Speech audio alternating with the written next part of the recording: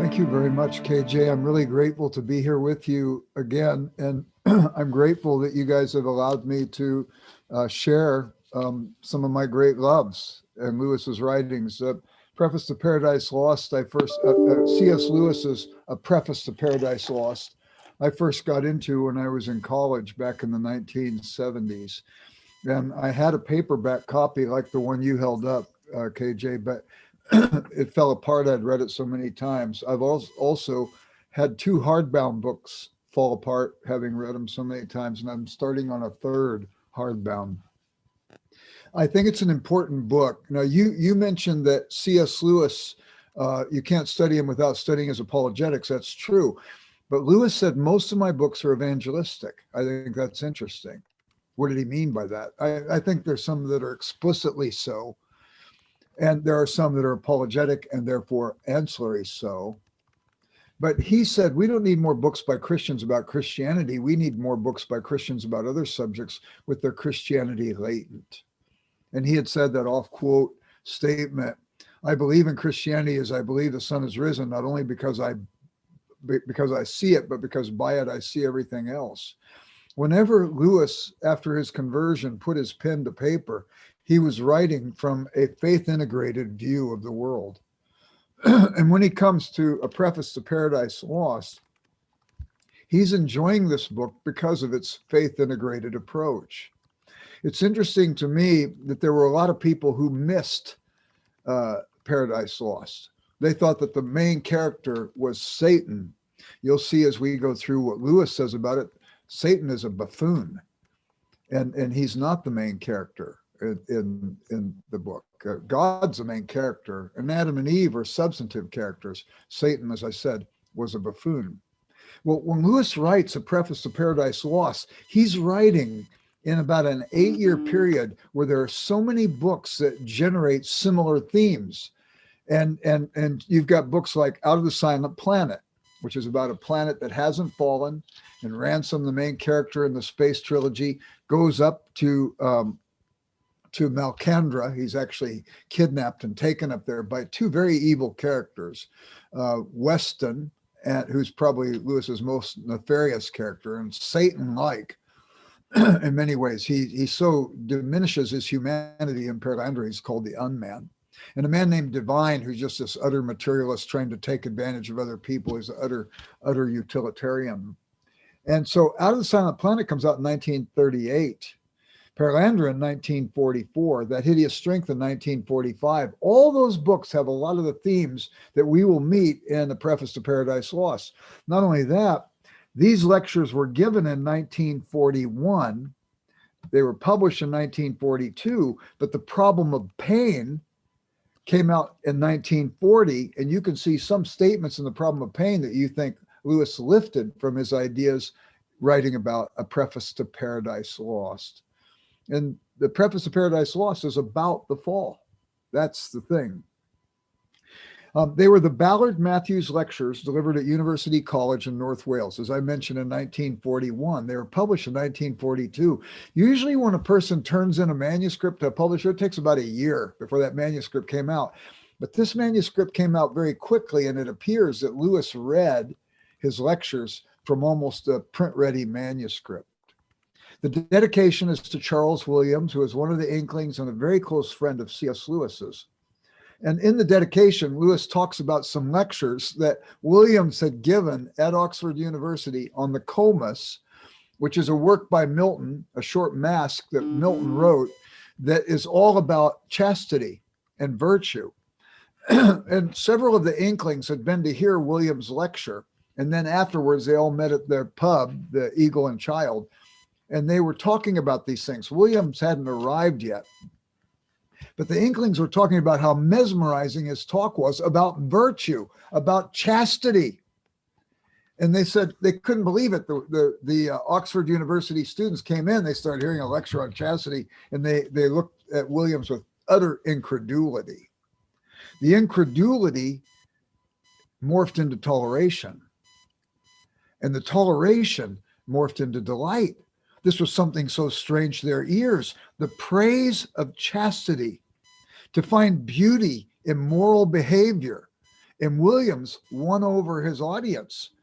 At the pub later that day, praising the lecture, Hugo Dyson, one of the Inklings, said, if we don't rein Williams in pretty quickly, he's likely to make the Oxford University students a bunch of common chastitutes. It was a hilarious remark, but it shows Williams' interest in Milton. It's proper then that Lewis would dedicate this book to him, but also it hints at some of the themes in Milton, trying to show that chastity, virtue, and all of these things are to be prized, not scoffed at. Lewis wrote in the preface to this book, when the old poets made some virtue their theme, they were not teaching, but adoring. And what we take for the didactic is often the enchanted. Well, that's wonderful. Basically, the whole approach to education then is doxological. We look well at the work God has made. We look well at the features that he's made, and we find that we should come forth with a sense of worship. Well, you can't read Paradise Lost without falling into a sense of worship if you read it well. And I think you get some hints in that direction, even from Lewis as a preface to Paradise Lost.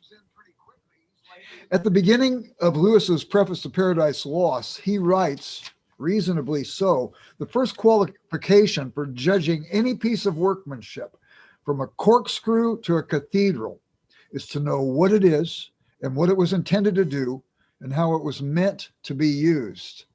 Now, this seemingly throwaway line becomes very important to the entire theme of a preface to Paradise Lost. Lewis was an objectivist. And as an objectivist, he believed there was an objective world that existed independent of my thoughts about it, and that God had made that world, and that I, as a knower, was blessed also with the capacity for reason, for thinking, for making approximation of truth. I have students all the time. I say to them, what is truth? They're clueless.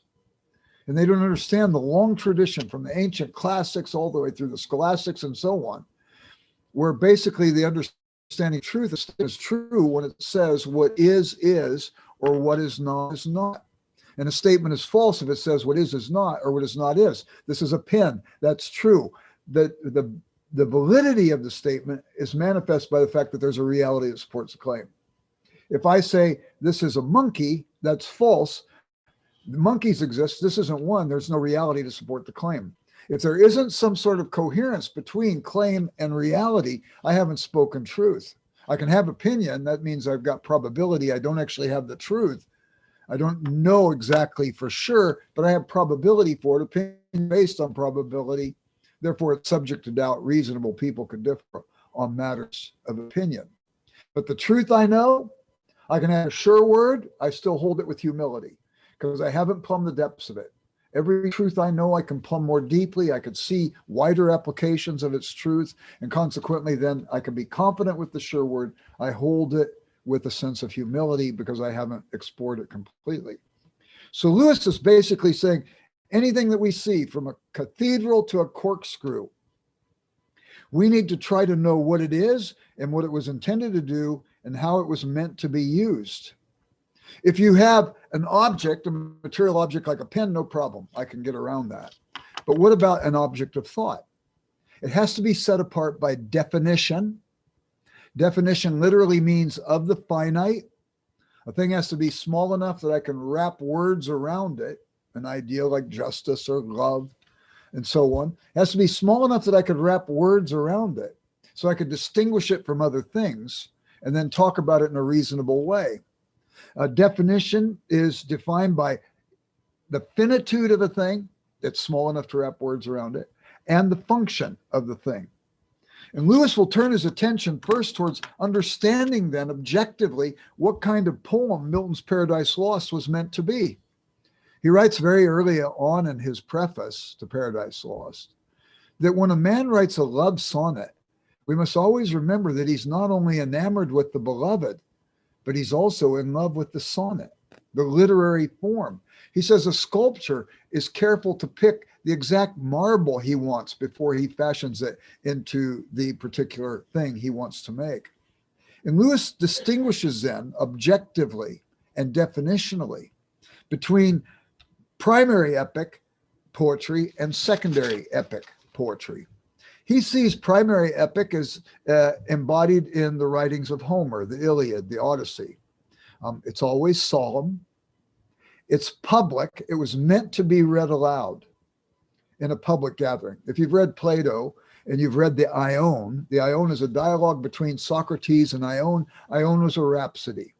The rhapsodies would go to Greek cities and they would stand on the amphitheater, the city's amphitheater, with the people sitting all around. And for 4 nights in a row, they would show up and they would recount from memory 6 of the books of the Iliad, and then the next night 6 more books of the Iliad, the next night 6 more books of the Iliad, the next night 6 more books, till all 24 books have been read.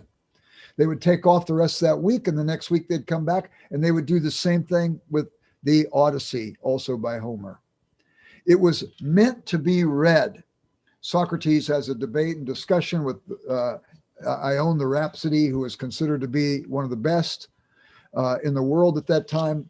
But the point is, the Rhapsody read these poems to an audience.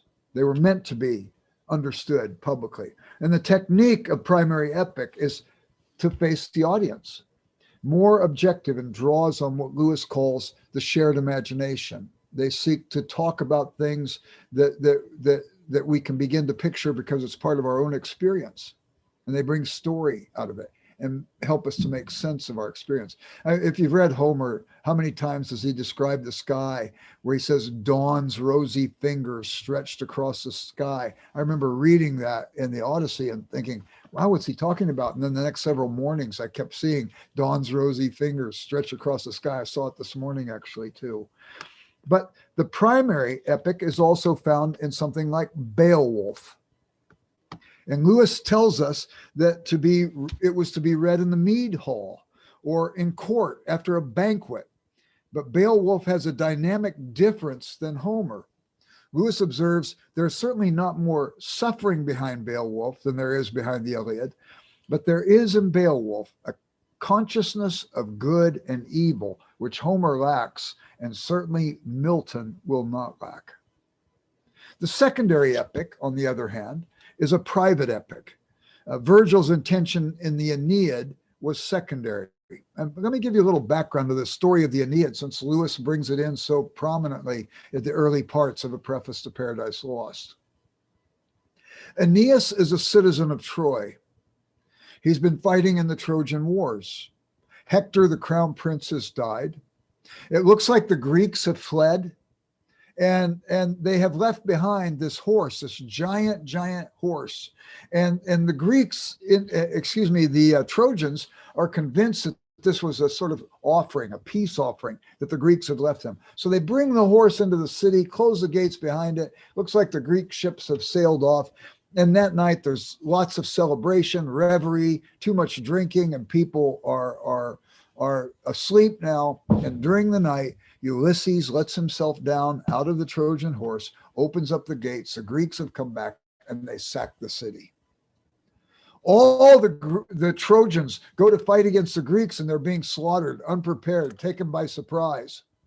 And Aeneas is going to fight too. His wife has been killed, but all of a sudden he sees the ghost of Hector, the crown prince, who says, flee the city, take as many as you can and build a new city. His wife's ghost comes back and says the same thing. You must flee the city, save yourself, save as many as you can, build a new city. And Virgil, the whole time, is trying to give the people of Rome a mythology for their city. And Aeneas is a guy in the whole story. I'll bring this up again in a moment because Lewis does in A Preface to Paradise Lost. He's a man caught between two cities, the city of his birth and the city that will one day be. Augustine didn't like the ancient myths, but he liked that one because he felt it was indicative of human experience. We are people caught between the two cities, the city of our birth and the city that will one day be. So Lewis, I'll mention something more about that later, but Lewis observes that the phenomena of growth, the slow process by which some great thing has taken its present shape is very much a part of this secondary epic. And it builds almost like a Wagnerian opera. And Lewis writes, our life has bends as well as extensions. It has moments which we realize that we have just turned some great corner and that everything, for better or worse, will always henceforth be different. And in fact, he says that's what's being celebrated in the Aeneid, that all of a sudden the center of our world was moving from the east, Turkey, and so on, where Troy was, to the west, moving towards Greek lands, moving towards Italian lands, moving towards Rome. Matter of fact, even when you hear romantic literature, romantic literature has its roots in this idea of questing for a place. Later, it came to mean also questing for a person, or questing to have what's broken in us fixed. That's romantic. That's longing. Well, anyway, this new beginning then is very much a part of Paradise Lost as well.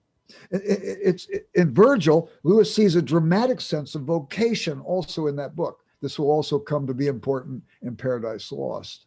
Vocation simply means a calling. Voce means voice. When a doctoral student goes to defend their dissertation, they're engaged in a viva voce, a live voice presentation or defense of their dissertation. The portrait of vocation, Lewis says, is a thing that calls or beckons, that calls inexorably, yet you must strain your ears to catch the voice, that insists on being sought, yet refuses to be found. What is that underlying voice that constantly is calling us? Lewis certainly sees that God is behind it, and he senses that Virgil must have known something about it, even though Virgil certainly wasn't a Christian.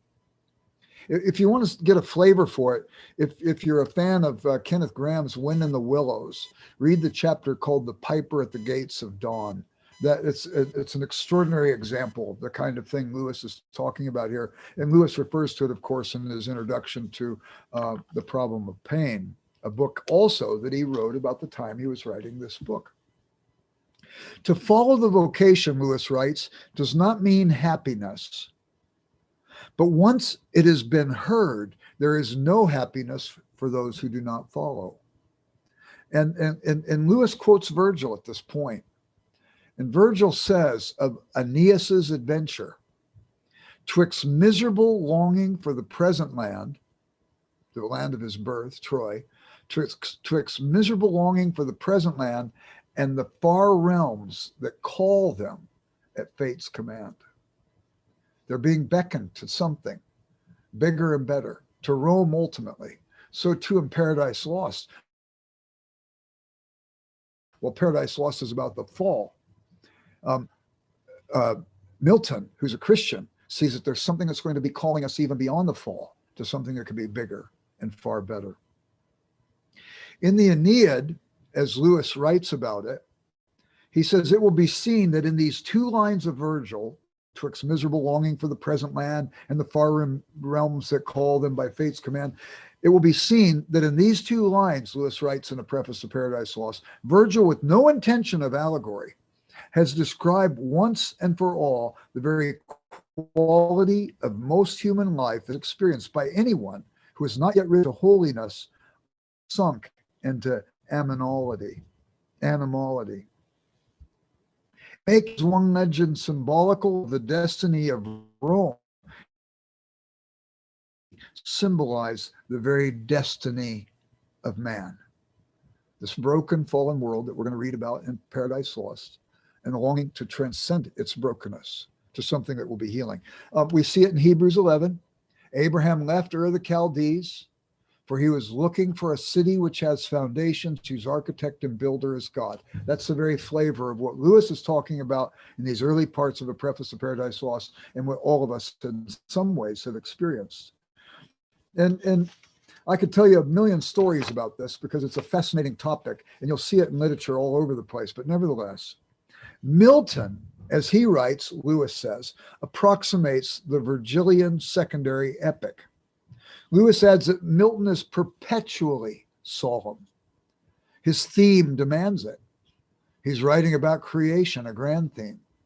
He's writing about the fall, a tragic theme, but certainly solemn themes. He is enchanting his reader, Lewis says. And we must not awaken from the enchantment. He's taking the reader with him as he goes. In other words, Lewis says Milton is moving his reader. Lewis observes, a boat will not answer to the rudder unless it is in motion. The poet can work on us only as long as we are on the move. The poet can describe, but the images cannot be permanent. Also, Lewis says, there's only one thing that's permanent, and it's the transcendent. But the world that we enjoy, the shadowland, so to speak, as great as the shadows might be of the world that's to come, the images are not permanent. The more elaborately he writes in that way, we build the temple, the more certainly we shall find on completing it that the god has flown. Lewis writes something similar in his autobiography, Surprised by Joy. He said that God cares nothing about temples building. God cares nothing about temples built, only about temples building. And Lewis says, any temples we build for God, God kicks out the walls of our temples because he wants to give us more of himself. Even theological structure could be at risk. We can think we've got God all figured out. Walter Elwell, the great theologian, used to say, all theology is approximation. And we're constantly seeking better and better approximation.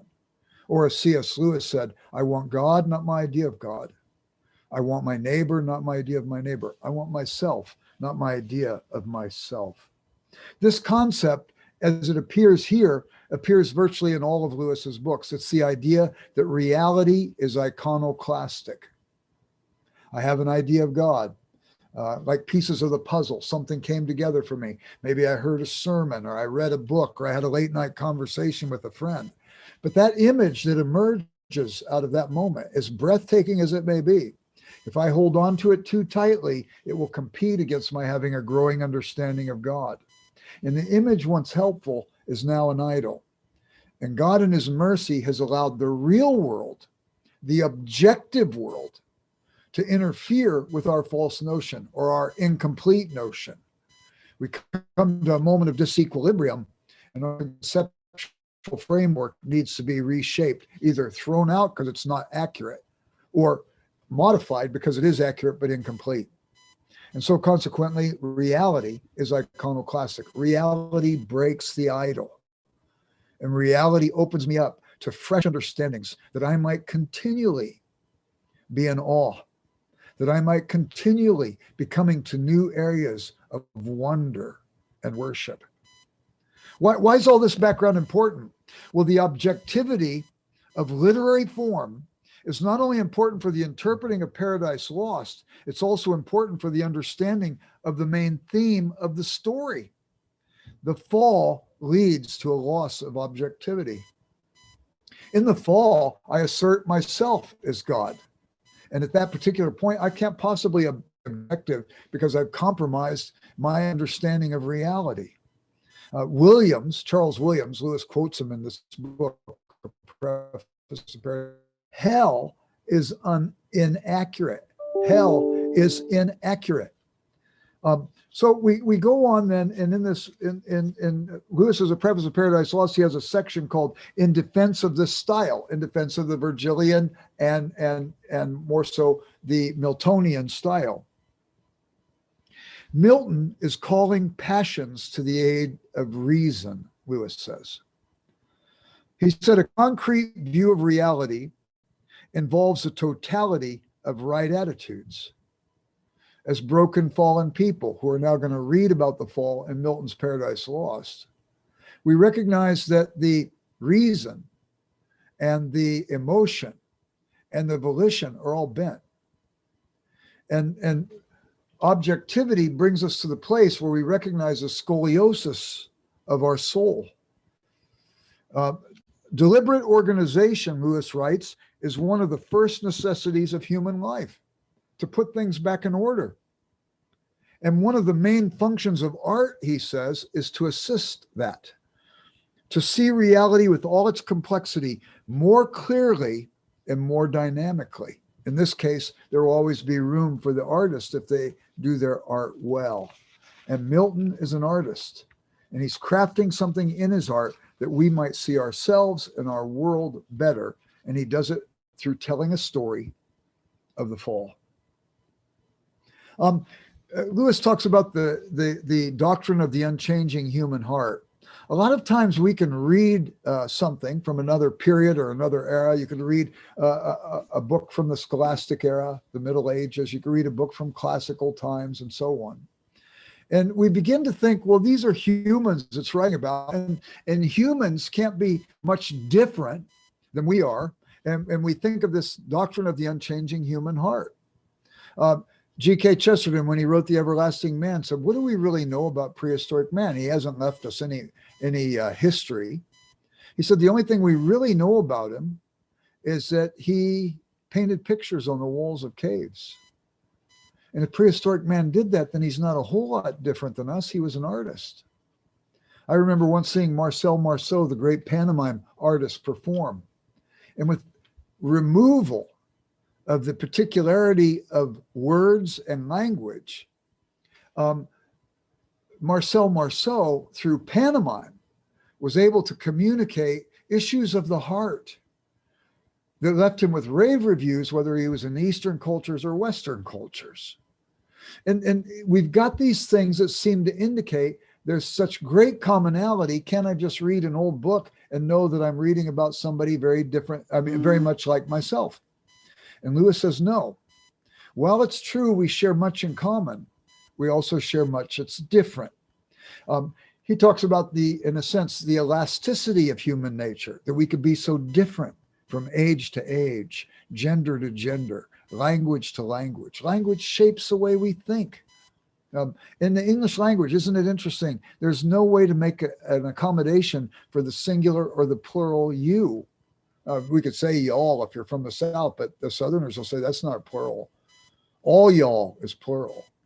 So we recognize that if we are rugged individualists in the West, most Western cultures are on islands. England's an island, Ireland's an island. Australia's an island, New Zealand's an island, America, North America, we've got Mexico to our south, but by and large, it's one continent of an island, separated from the rest of the world by seas. The one anomaly might be South Africa, but English is only one of 34 languages there. Our geography separates us. Our language separates us. Our way of thinking about things, we're rugged individualists. And so consequently, as a result of that, we have to understand this uniqueness of our time and place. In the Eastern countries and the African countries, they don't have that rugged individualism. They're surrounded by other countries. They are honor-based civilizations because they're concerned that what they do might offend somebody else or bring shame to somebody else in their family, and they accommodate themselves accordingly. We understand the common things, but it's important that we understand the unique things, the elasticity of our nature, that we can be so different from age to age, time to time. Well, then Lewis picks up on something that's very important. And it's important, by the way, we understand these differences because that's objective. If I say all people are the same all time, I have smeared over the objectivity and I miss seeing the important particularity. But Lewis goes on to talk about Milton's influence on Augustine. And Augustine, Lewis says, recognizes that God shows his benevolence in creating good natures, but he shows his justice in exploiting evil wills. Let me say that again. God shows his benevolence in creating good natures, but he shows his justice in exploiting evil wills. All who are ultimately evil, whatever they try to do by virtue of their evil, it will only play into God's ultimate transcendent purpose. The white witch may do something bad. She knows about the evil from the dawn of time, and she knows about the laws from the dawn of time. She knows nothing about the magic from before the dawn of time. And God will exploit the evil act to his ultimate good purpose. And that comes pervasively through in Milton's Paradise Lost. Lewis acknowledges the debt from Augustine. In Milton, the angels point out whoever tries to rebel against God produces a result opposite to his intention. At the end of the poem, Adam is astonished at the end of Milton's poem to see, quote, that all this good of evil shall produce. Evil will, who would have thought that the crucifixion, most heinous act in human history, I suggest. It's not suicide, it's not homicide, it's not regicide, the killing of the king, it's not genocide even. It was deicide.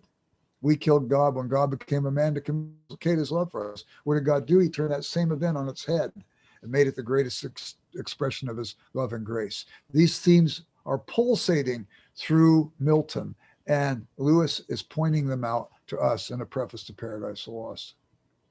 And Lewis has this filter in his own life as well. Latin letters wrote this, very much informed by these things. It says, without doubt, nothing more than a hammer in the hand of a benevolent and severe God. For all either willingly or unwillingly do the will of God.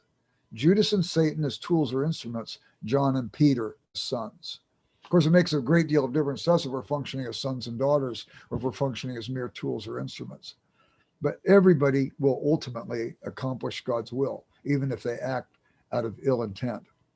Man has called for anarchy, and God lets him have it. Sin is anarchistic, basically. Sin is man playing God of his own life. People who play God of their own life, people who are anarchists, they make bad community people. It doesn't work. And consequently, what is the fall? Lewis writes in Preface to Paradise Lost, the fall is simply and solely disobedience, doing what you have been told not to do, and it results from pride, self-interest, man playing God of his own life. Jesus, interestingly enough, links obedience, however, to the love of God. I would like to suggest maybe Lewis didn't quite get it right here, and maybe Milton didn't get it quite right either.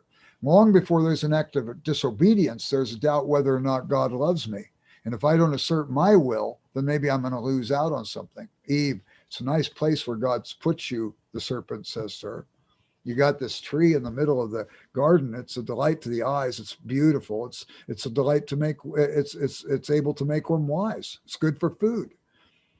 If you don't take it, God's holding back from you. He's not giving you this, and it's an important thing. You should take it.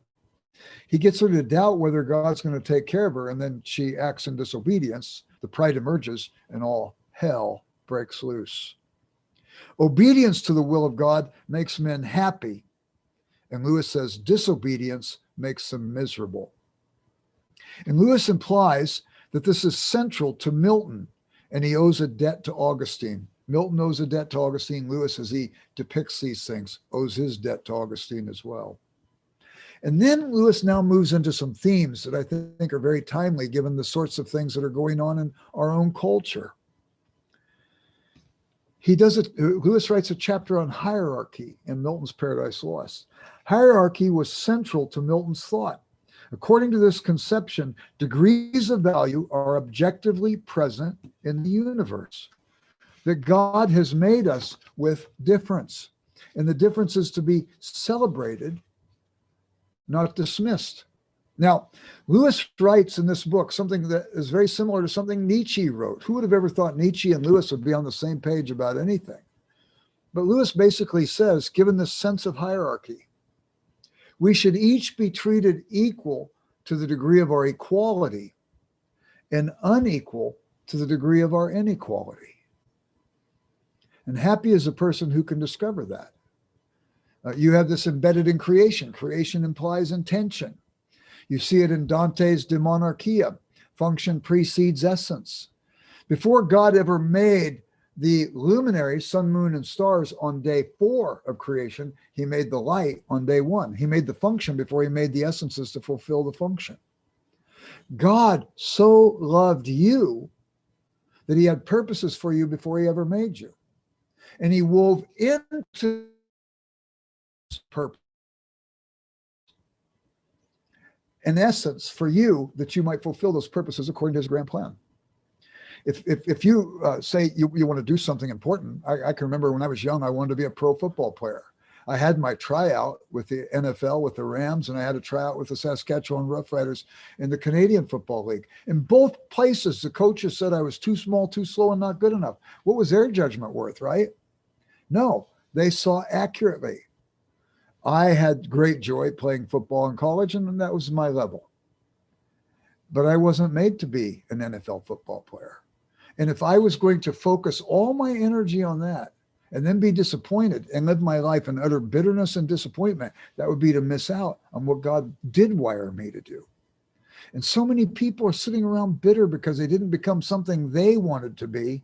There's again self-referential. There's a little bit like the diabolical.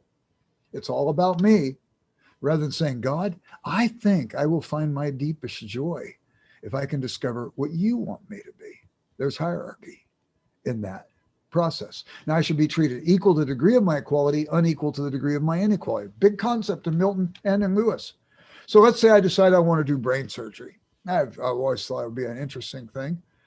I go down to the Central DuPage Hospital. I think it's now called Northwest Mutual Hospital or whatever. And I go down there and I see they're going to have brain surgery in surgery room 5 today, 2:00. So I go down and I go into the doc. I walk in like I own the place and I put on doctor smocks and all that stuff. And I'm washing up at the sink. I mean, I've seen them do it on TV, you know. I'm washing up real good. And this other doctor comes in. He starts washing up next to me. He says, "Hey, you look new here." I said, yeah, this is my first time here. He says, "Wow, where'd you come from?" I said, "Well, just down the street. I live down the street." "Well, we live down the street and this is your first time here. What are you doing?" "I'm going to do brain surgery. I saw it's coming up on surgery room number 5.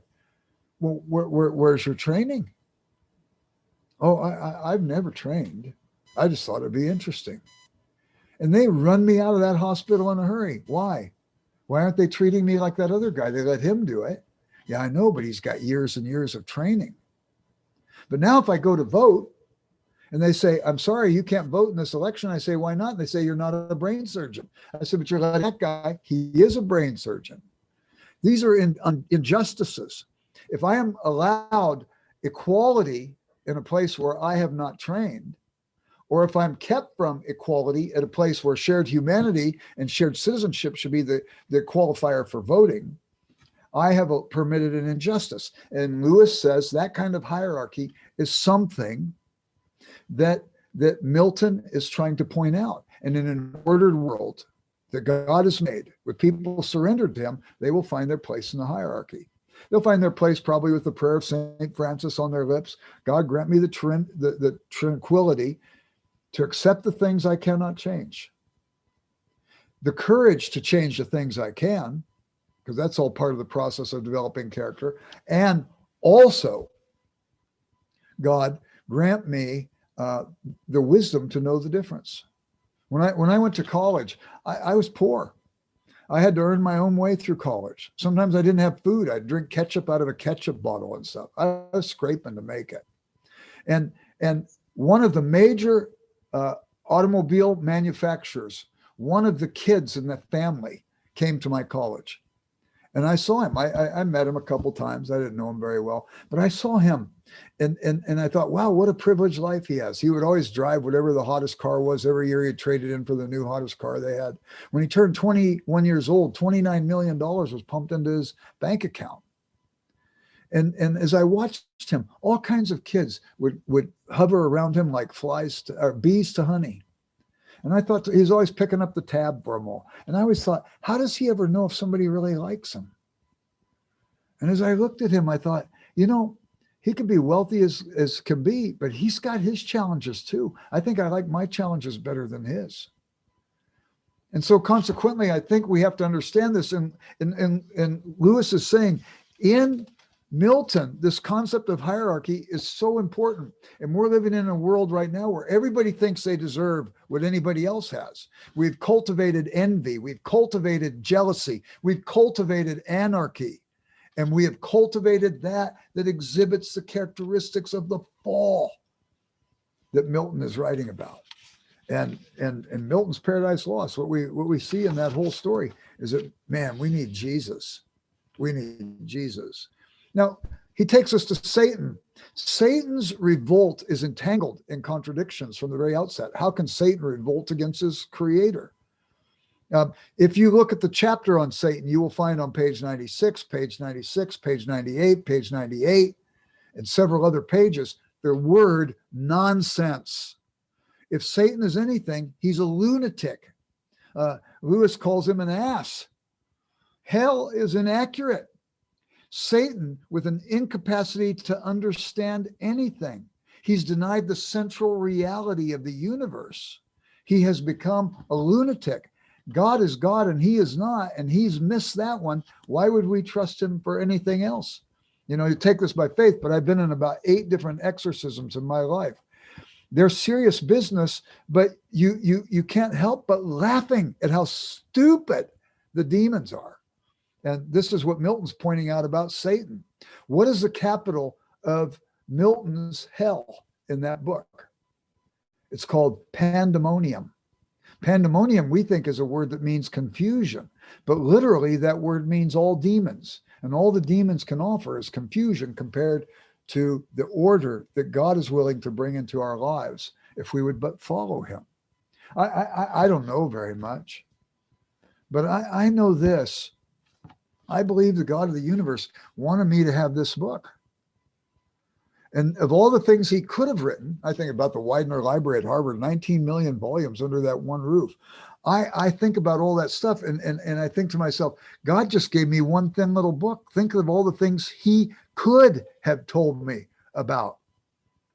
And so consequently, I have to recognize if God gave me that book, I don't know very much, but that book comes from omniscience. My every act of obedience is for me to lean into the benefits of omniscience. I can live above my own capacity. So Lewis is telling us about Satan, and what he does say about Satan is basically the divine judgment might have been expressed in these words to Satan: thy will be done. In the end, Lewis says in one of his other books, we either say to God, thy will be done, or he says to us, thy will be done. And we begin to see where Lewis got these concepts. It comes right from Milton. Satan's monomaniac concern for himself and his supposed rights and wrongs is a necessity of the satanic predicament. He's given what he wants. You reap what you sow. The principle still stands. Sow barley, you reap barley. Sow wheat, you reap wheat. Sow alfalfa, you reap alfalfa. Sow self, what do you reap? Solitude. Nobody wants to be around you. And consequently, that's what happens with Satan. Satan's followers, Lewis has a section on that. Basically, the followers go through many debates and arguments trying to figure out what they're going to do of their circumstance. And finally, Beelzebub says, listen, we can't escape the judgment of hell, but what we can do is we could go attack what God loves. Let's go attack his creation, Adam and Eve. Well, Lewis writes about Adam and Eve too. No useful criticism of the Miltonic Adam is possible until the last trace of the naive, simple, childlike Adam has been removed from our imaginations.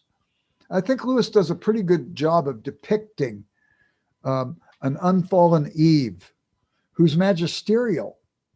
She's trying to figure some things out, to be sure, but go to Perelandra and see the Green Lady in Perelandra, and you begin to see Lewis moving in the direction of a Miltonic understanding of both Adam and Eve. They're austere, Lewis says. They're magnanimous. They're lofty. In the allegory of love, Lewis makes this comment: innocence is not goodness. He does not say innocence is not good. It is good, but it's not goodness. It's not proven character. It's unspoiled, but it's not character. Innocence is not goodness. Even divine nature, even in its prime, cannot make a virtue a gift. Virtue will come through struggle. Consequently, you and I, if we have an area of temptation and we can't seem to win over that area of temptation, we realize we can't make it on our own. We come to faith. We say, God, pour out your resources on my behalf. Give me your Holy Spirit and so on. Help me to avail myself of the benefits of the body of Christ. We share with some friends our area of struggle. And this next time we come face to face with the struggle, we're praying about it. We're asking our friends to pray for us, maybe walk us through it, and we come through okay. And the next time, very deliberately, we come through okay. And the next time, very deliberately, we come through okay. Next time, maybe we stumble again. Next time, we pick ourselves up and we come through okay. And the next time, okay. And the next time, okay. Pretty soon, it's less deliberate. It's becoming part of habit. Aristotle says habit is man's second nature. And eventually, we hardly even have to think about that area of temptation because we seem to be able to navigate those waters fairly well. We don't get cocky, because God is really kind. He only opens up the curtain a little bit at a time. So we only see a little bit of the area that needs work. He doesn't open it all the way. We'd be devastated. But every time we think we've got it figured out, he opens it up a little bit wider and we see there's more that has to be conquered. Nevertheless, when we win over temptation in that way, we actually are better than Adam and Eve were before the fall. Adam and Eve were innocent, but they didn't have character. We're moving in the recovery of the image of God. We're moving in the area of character. Christ-likeness is beginning to faintly reemerge in us. We're becoming solid folks again, like those ghosts in the Great Divorce. Lewis is writing about this in a preface to Paradise Lost. These are grand themes. If you want to see something about overcoming temptation, then you want to read Paradise Regained, which is, for me, I like it even more than Paradise Lost. And it's about Christ at the temptation, how he wins back for us what was lost at the fall. Well, there's more we could say about this, but I suppose we should maybe call it a day there. If there's question and answer, we could talk about it.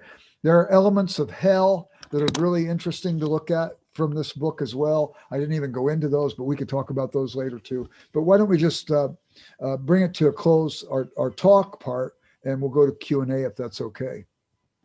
That's perfect. Can you hear me now, Jerry, now that I'm back? Great. I'm going to have to mute another feed over here. Sorry about that. Well, Jerry, great. This is encouraging to me because I feel like a lot of what you touched on were the areas that caught my attention in the book. So I feel validated in jumping into this book because as you and I were talking over dinner before I was a bit daunted early on reading the book because it got very technical, diving into what is an epic.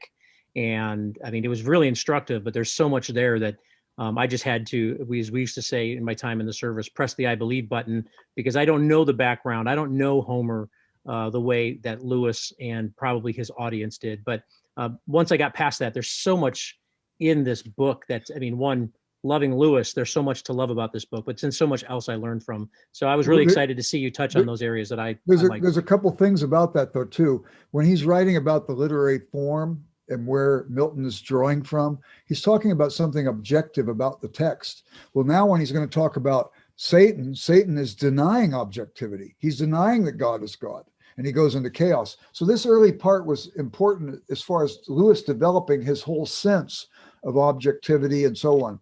The other thing too, is you said you read it and you benefited from some of the things I had to say. Lewis says there's two kinds of friends. You have your first friend who reads all the same books you read and gets the exact same things out of them. And then you have what is called the second friend who reads all the same things you read and gets something different out of them. So you have a dialogical engagement with that second friend. But the first friend who gets the same things you get out of them, they explain to you that you're not nuts. Other people have seen it the way you saw it too.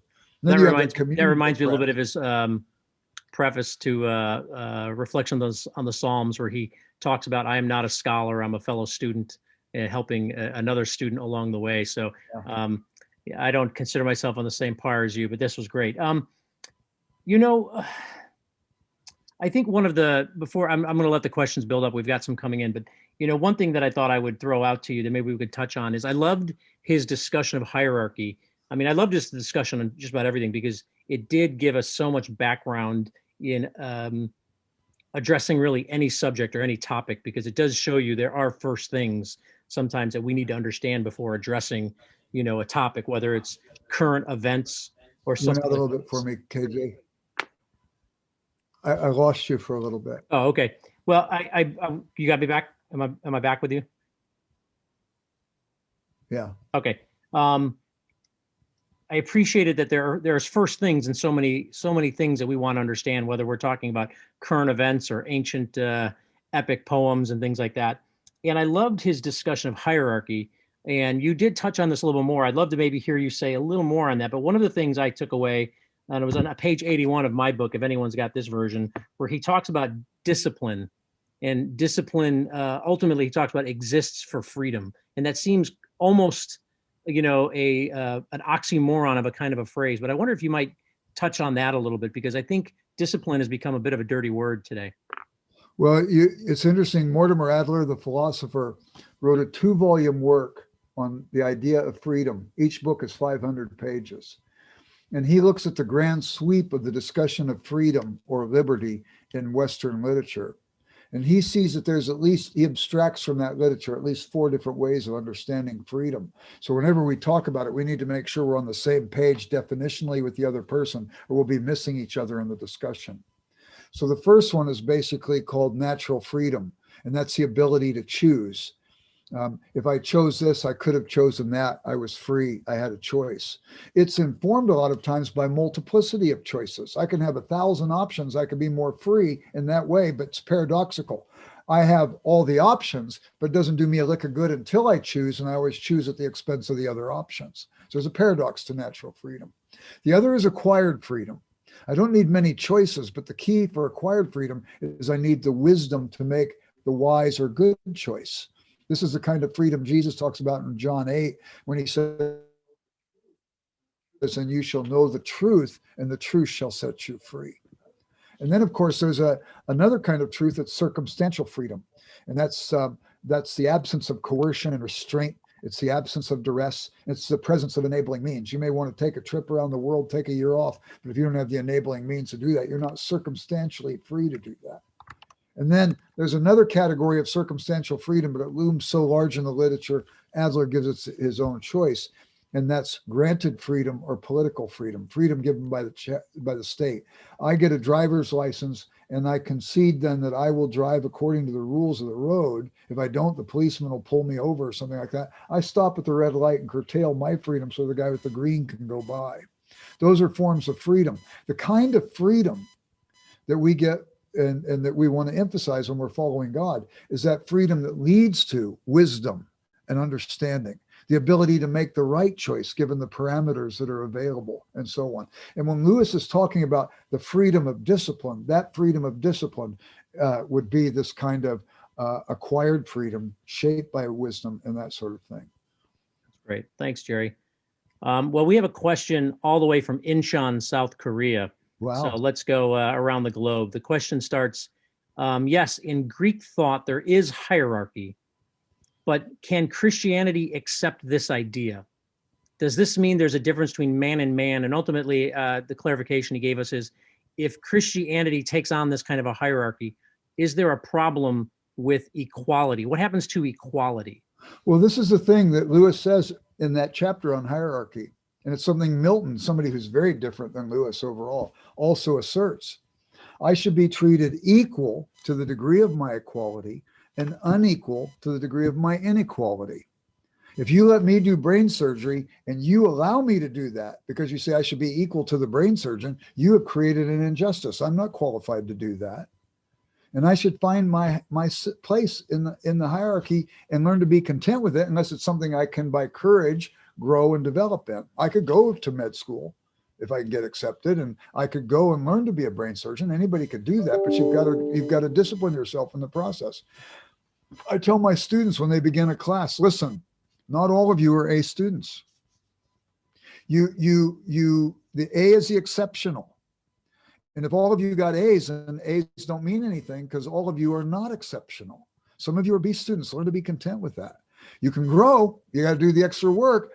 Sometimes you get students who have just this natural ability. They read a book once and they have it memorized because they've got a photographic memory.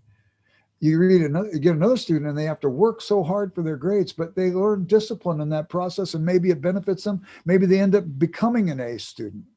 But I say to my students also, if you, by virtue of learning how to figure out systems, work the system to get an A, your transcript is now a lie. It's an act of injustice. And also, if your transcript gets you into grad school with your unearned A over a person who got a B plus but earned it, now your transcript's an act of injustice. And if you don't maintain the inequality in those places where people don't deserve to be treated, I should not be treated the way somebody who has ability should be treated, or somebody who worked hard should be treated.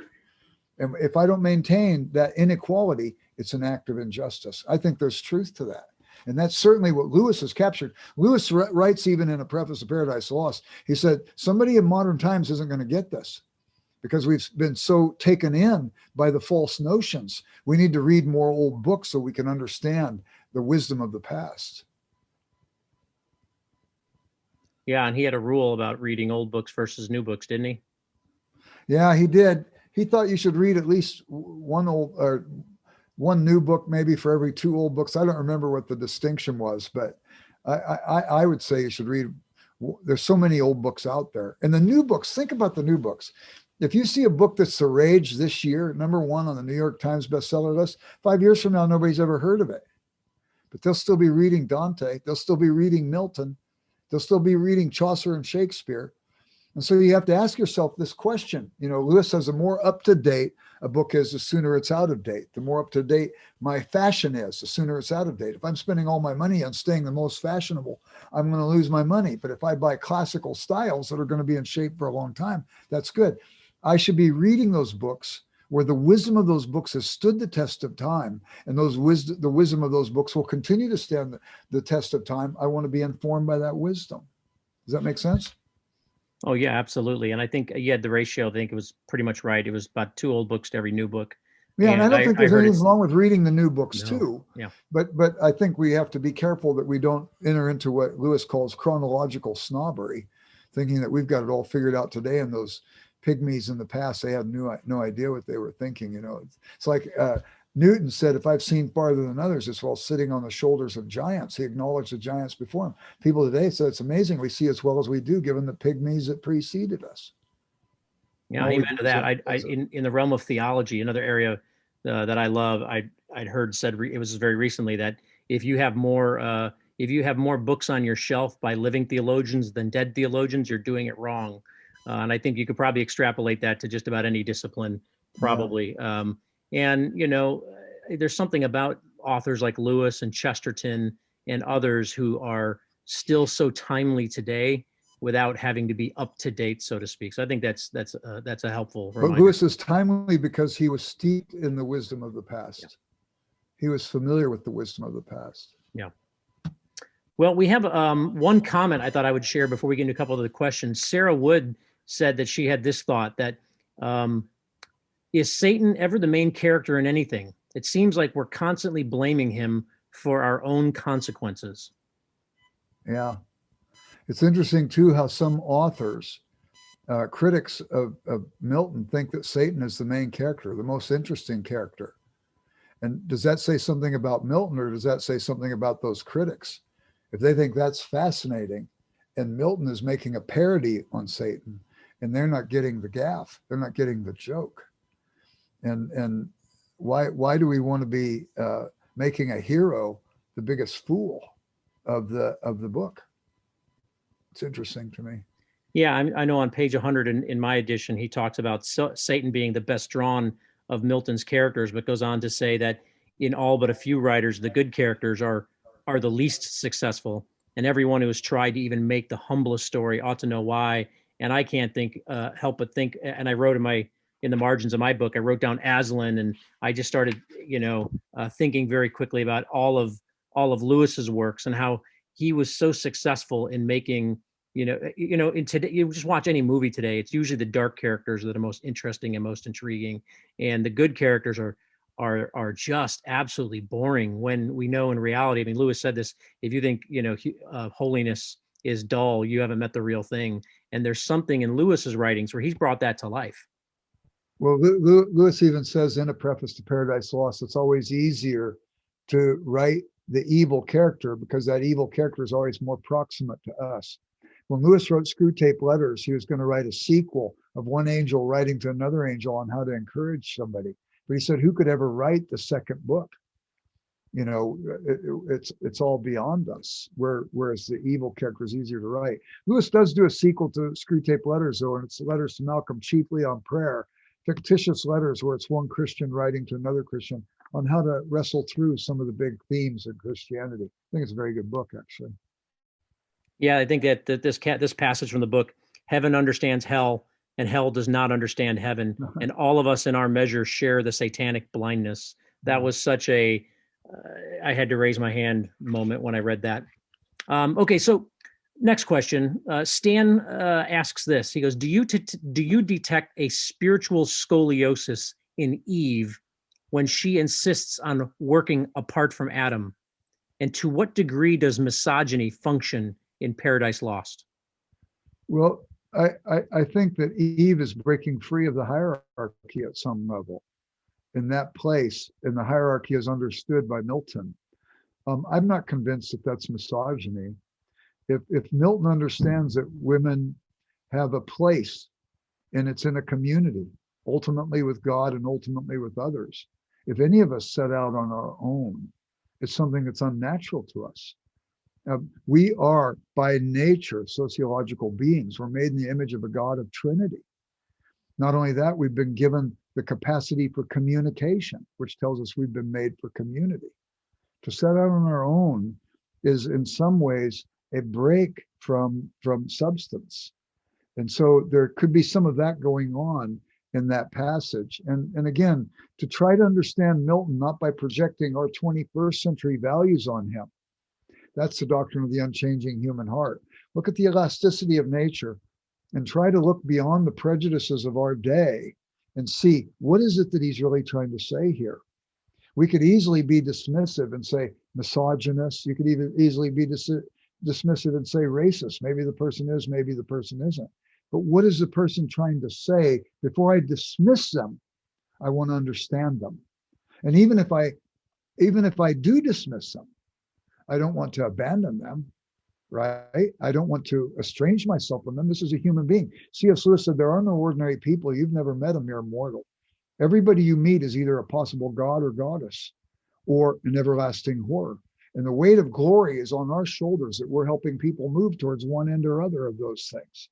So if I see somebody who's doing something off, I don't want to even dismiss that person because that person matters in God's economy, because God's economy is a reconciling economy. It's taking the estranged one and bringing them in. It's finding the lost sheep, leaving the 99 in the fold to bring them out. We live in a society where we're a cut-off society. You don't do it the way I like, I'll cut you off. You don't do it the way my party likes, we'll cut you off. That's not a biblical concept. And where Milton is steeped in the biblical concept, sometimes he looks odd to us. Well, a follow-up, Stan jumped back in and asked him to maybe define what he means by essentially, but he asked, but is Eve essentially deformed? I can't hear it. But is Eve essentially deformed? In a follow-up to that question. You're cut out a little bit. I couldn't hear what you were saying. Stan asked in a follow-up, is Eve essentially deformed? No, not before the fall. She's innocent. She doesn't have goodness. She doesn't have virtue. As I mentioned in that quote from Lewis, it's from page 60 in the Allegory of Love. Innocence is not goodness. Innocence is good and it's unspoiled. Eve is unspoiled.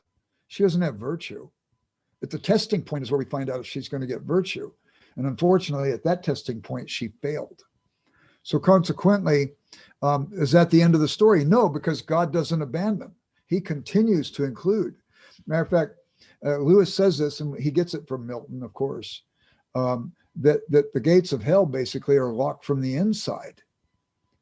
God doesn't want to exclude anybody. He writes even in one of his books, what do you want God to do for a person? Do you want him to say, hey, I'll let bygones be bygones. I'll let you, I want you to come into my heaven. Come on in, you're free to come in and so on.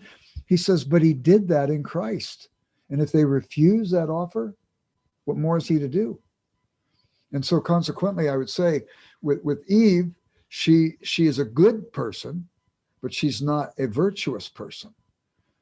And at the testing point, she failed. Is that the end of the story? No, this God, this reconciling God, turns heaven and earth upside down to send his son to set things right. And again, if you want to read about that, you don't just read the Paradise Lost, you read Paradise Regained. It's a wonderful Thanks, Jerry. book. This one is a comment, but I think they're looking for some comment from you on this.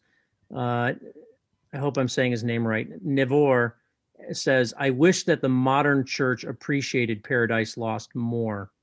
I believe that Lewis would have encouraged this with his idea of understanding Christianity as a myth.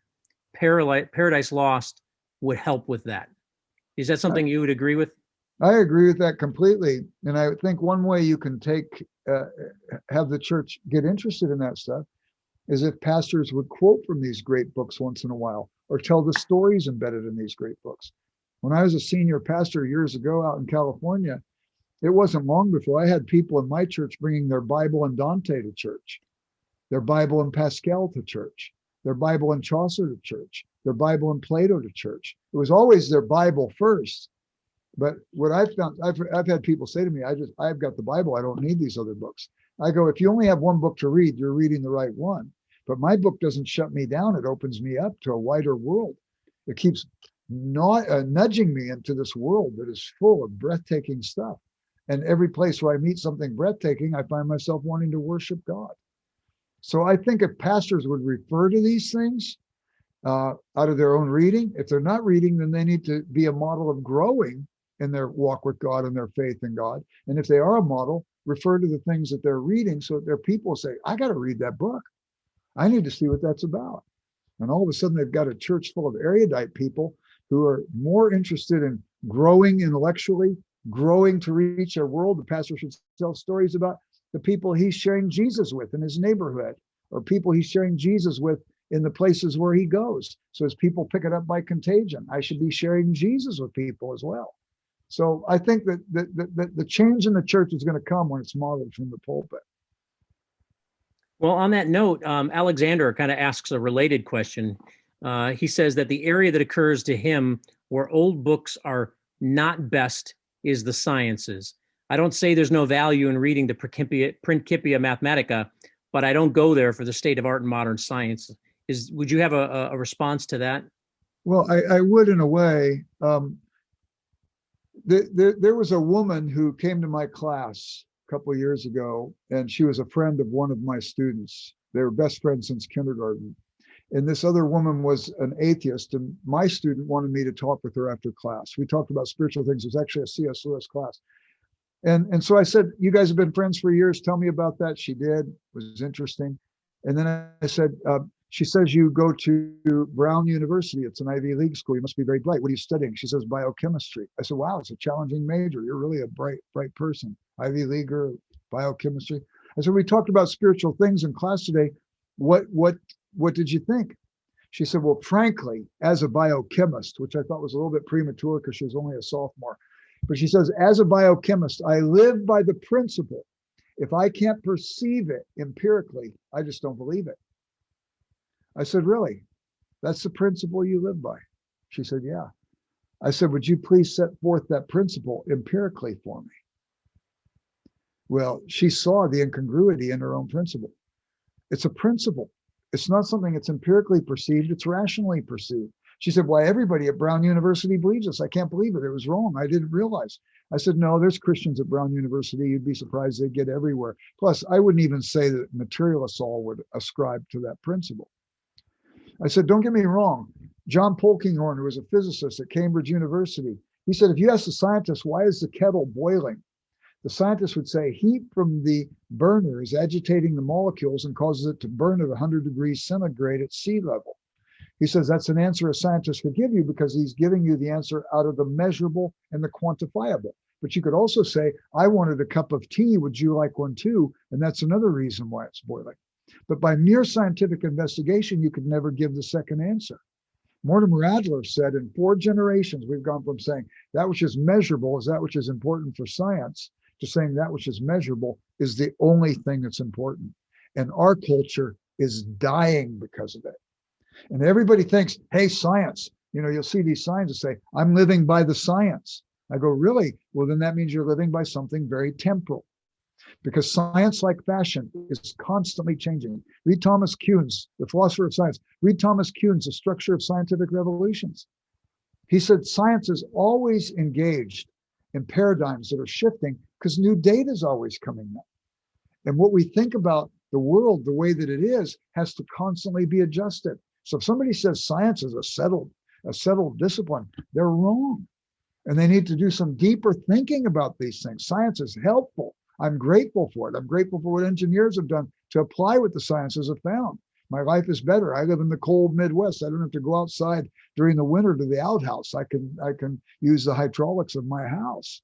I'm grateful, but it's not the end all be all. And so consequently, in the Bible, I do see things like that. I see things that show me people's understanding has to be able to change, to adjust to this archetypal divine standard that's revealed to me in its pages. So anyway, I would say I think that the scientists would benefit deeply from the Bible. At least it would keep them out of thinking their way of seeing things is the only way. It's a great response, Jerry. Thank you. Well, from empirical science and mathematics, let's move to something a little less empirical. We have one questioner who asks, he says, in the early chapters, Lewis goes into his literary criticism, breaks down an analysis of poetry and the capacity of people to conduct this kind of analysis.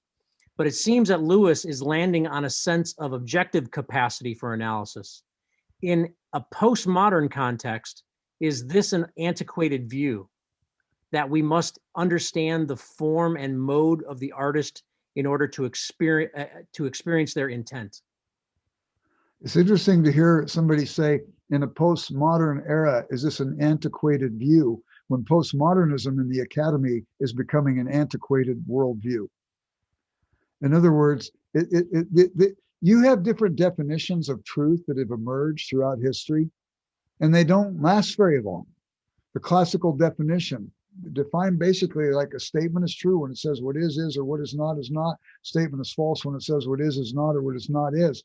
Back to the ancient Greeks, to the scholastic era, even up into the modern era. People are still referring to that because relativism doesn't last. Mere deconstruction by thinking if I can deconstruct the embedded assumptions in this text, I'll be fine. No, I can be totally blind to my own embedded assumptions when I look at the text. I need to get to the objectivity of text. Even a literary critic as great as Terry Eagleton says, we have to understand the text itself. And if I mask everything by talking about all these theories of knowledge and stuff and don't get to the text itself, I've missed the story. And you can't get to the text, he says, without community. Because everybody's got a set of eyes they bring to the objective text, and maybe they could see some slightly different hue in the text or some slightly different shade of meaning. And I can benefit from that kind of community. I think that becomes very, very important. So when the idea of Lewis being an objectivist is extremely important. Don't confuse it with Enlightenment rationalism. Lewis is not an Enlightenment rationalist. His is a magic before the dawn of time. It goes further back. And Lewis says, yes, you can know beauty objectively. And I could give you multiple examples. I have lectures on this. There's actually a book by Bruce Herman where I've got a chapter on objectivity and beauty, and I'm bringing Lewis's insights into it. If you find Bruce Herman, I forget what the name of the book is, but look up Bruce Herman. He's got a book on art, and it's a bunch of essays, and you'll see my essay in there. And I'll give you all of Lewis's ideas. But if there's a knower and an object to be known, Lewis says you can have admirable beauty. That's objective. It's in the object itself, whether I see it or not. And then you have enjoyable beauty, my capacity to appreciate the beauty that's there. And consequently, then, I need to try to understand what's there. That's why when I go to a museum, I want a guy like Dr. Matt Milliner at my elbow, this great artistic historian, to tell me what he sees that I would have missed because he spent years and years studying this stuff. I want to be able to see it better. If I go, well, I don't like it, so it mustn't be good. That's so self-referential and so projective on the work of art. And there's no humility in that. I need to come at it and see what might be there. Why did this get hung in the art museum and not my kid's refrigerator picture back home? What's there to be seen? And sometimes you have to sit in front of a painting and stare at it for a few hours before you might get some of that stuff. And sometimes you come upon a painting where you don't want to leave it. You had never seen the painting before. I've had that happen before. I've had some paintings where I've gone back to museums hundreds of miles from my home, and I go back just to see it again.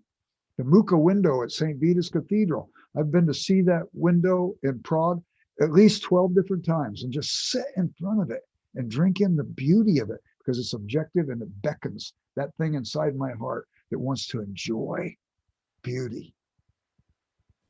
That's kind of how I felt Lewis was helping me with this poem. If I go back to read A Paradise Lost, I feel like I'm going to have a much deeper appreciation for so much that is there, just even understanding more about epic poetry. So that's a good word. I think we've got time for one more here, Jerry. And this one comes from our very own Bill Smith, who will learn you how to talk, y'all, from Atlanta, as he says quite often. He says, what do you think of Augustine's comment that Adam surpassed those of the most brilliant philosophers as much as the speed of a bird surpasses that of a tortoise? He says Lewis quotes this in chapter 16, and that he was referring to Adam's mental power. So how would such a thought relate to evolution? Well, I think that when Augustine, Lewis, Milton, when they talk about these things, they would talk about it sort of like looking at a brand new engine. The brand new engine isn't gunked up yet. And so it's going to run with more refined capacities. And I think that Adam, whatever he was before the fall, and we can only imagine, it wasn't something that was weighed down with all kinds of goofiness like our thinking is, or all kinds of self-interest, or all kinds of the 7 deadly sins you C.S. Lewis Institute people are going through right now, right? KJ, my wife has been a complete downer as she's been studying these 7 deadly sins. And I want to stay away from her in case she might want to evaluate me and which ones I may have succumbed to. But we are gunked up. We're fallen. Turgenev, the Russian author, says, I don't know what the heart of a bad man is like, but I do know what the heart of a good man is like, and it's terrible. And if we know that, Adam didn't have those things dragging on him. My guess is his ability to pick things up was light years faster than my ability to pick things up because it wasn't gunked up. But was he capable of falling? Yeah. If the person who had innocence was capable of falling, then I should always be vigilant because I'm always at risk. It's a good word. Well, in closing, one of the things that I'd like to mention, and you touched on this about, the hammer that, Satan is sort of a hammer being used by God. It reminds me of the line, and I forget where it comes from. I'm sure you'll remember, but where Lewis talks about that God's purposes won't be thwarted, but it matters whether or not you cooperate with him like Judas or like John, but either way, his purposes will be affected. And I know that's a terrible paraphrase. I haven't looked at it in a while. It's the same quote. It's the same quote, and it comes from his Latin letters. Okay. Satan is without doubt nothing more than a hammer in the hand of a benevolent and severe God. For all either willingly or unwillingly do the will of God. Judas and Satan as tools or instruments, John and Peter as sons. Now, it makes a great deal of difference to us if we're functioning as sons and daughters, of course. But the thing is, though, God's will be done. And that's one of the things that Lewis says is the influence of Augustine on Milton, that whatever evil does, God in his justice exploits evil to his ends, his purposes. Yeah, and where I was going a little bit is some of this, I felt like it was feeding into this sense of injured merit that he talks about with Satan. And I found that to be rather convicting. You talk about how Claudia, who's going through the C.S. Lewis Fellows Program, as we're studying these sins right now, I felt like maybe I was already primed for this, but reading about this sense of injured merit came very close to home, because how many of us experience that almost on a daily basis? What a wonderful picture, just even in Satan, but of something that we wrestle with every day. Virtually all of the ghosts in the Great Divorce are demonstrating that sense of injured merit. And that was going to be my question of where are some places you see that in Lewis's works, because it's got to be a repeated theme. And yeah, that's, I should have seen that one. Great Divorce. Exactly right. Well, I think we're at the end of our time, Jerry, and the questions have stopped pretty much coming in. So, but I'm getting lots of thanks and praise. So. Ashley Decker has it. The Herman book is C.S. Lewis and the Arts, Creativity in the Shadowlands. Thank you, Ashley. Good catch. Thank you. Well, and everybody, thank you for joining us. This is the second in this series. We did a summer series, and now we've done a fall series. And so I hope you'll mark your calendar. December 17th, same bat time, same bat channel, as they used to say. We'll be right back here with Jerry, and this time we'll be discussing the book Miracles, which is one of my personal favorites. It's one of the first ones that really got me thinking by Lewis. So I'm excited by this one personally. Any comments you might want to say about Miracles for folks who are going to dive into it, or maybe have never read it before? And in some senses, it's Lewis not only arguing for supernaturalism, but it's also Lewis arguing against materialism. And I think that that's important. And Lewis argues well for it because he was once caught in the vortex of materialism when he was an atheist. So he's thought through a lot of the cul-de-sacs and so on, and is able to bring us on the high road of moving towards a more robust understanding of God and his work in the world. Well, would you close us in a word of prayer and bless everybody who's going to be diving into the book of Miracles and understanding materialism and supernaturalism in the month ahead? I will. Lord Jesus, thank you for the tender people who tuned into this.